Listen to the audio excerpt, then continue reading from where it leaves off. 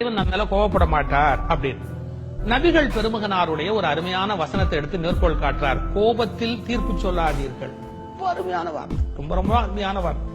இன்னைக்கு பல பேர் இன்னொருத்தர் பத்தி எப்ப தீர்மானிக்கிறாங்க? ஒரு கோபத்துல தீர்மானிக்கிறாங்க.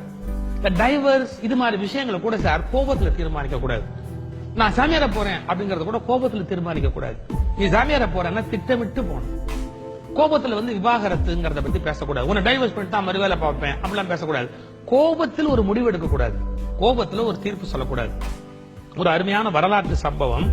கலிஃபா உமர் அவர்கள் உட்கார்ந்து இருக்கிறார். இதெல்லாம் அவருடைய ரஃபீயுத்தீன் பாக்கவி தம்முடைய நூல்ல மேற்கோள் காட்டுறார். கலிஃபா உமர் ஒரு வழக்கை விசாரிச்சுட்டு இருக்கார். ஒரு குடிகாரன் அவன் குடிச்சுட்டு தவறுதலாக நடந்து கொண்டான்ங்கிறதான் வழக்கே. அந்த வழக்கை விசாரிக்கும் போது அவன் என்ன பண்ணிட்டான், இந்த நீதிபதியா உட்கார்ந்துருக்காரு பாருங்க, இவரையும் கண்டபடி ஏச ஆரம்பிச்சுட்டான். அவன குடிச்சிருக்காரு, அவனுக்கு ஏது நிதானம். நீதிபதி கண்ணாவோ அப்படிதான் திட்ட ஆரம்பிச்சுட்டான். கலிஃபா உமருக்கு கோபம் வந்துருச்சு. அவர் ஒரு வினாடி யோசிச்சு சொன்னாராம், நான் இப்ப இந்த தீர்ப்பு சொல்ல விரும்பல.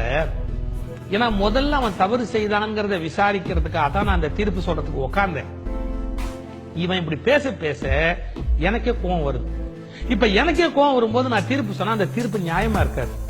இவன் எங்கோ தவறு பண்ணினாங்கிறதுக்கு நான் தண்டனை கொடுக்கறதுக்கு பதிலா எனக்கு கோபம் ஊட்டினான்ங்கிறதுக்காக நான் தண்டனை கொடுக்கறதா மாறிடும். அதனால நான் இப்ப தீர்ப்பு சொன்னா சரியா இருக்காது. நபிகள் பெருமகனாருடைய வாக்கின்படி நான் இப்ப தீர்ப்பு சொல்லக்கூடாது. ஏன்? கோபத்தில் தீர்ப்பு சொல்லாதீர்கள். அருமையான வார்த்தை.